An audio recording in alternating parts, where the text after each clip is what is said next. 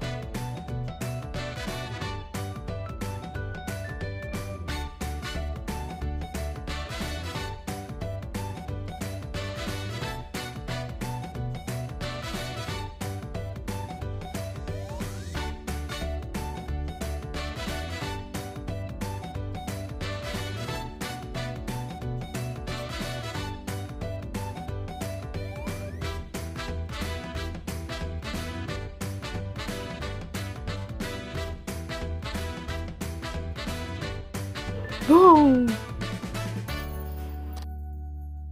Thank you so much for watching, guys. I hope you enjoyed this tutorial. If you do, kindly please give a thumbs up and also don't forget to subscribe my channel. I'll see you soon with another new tutorial. Bye guys.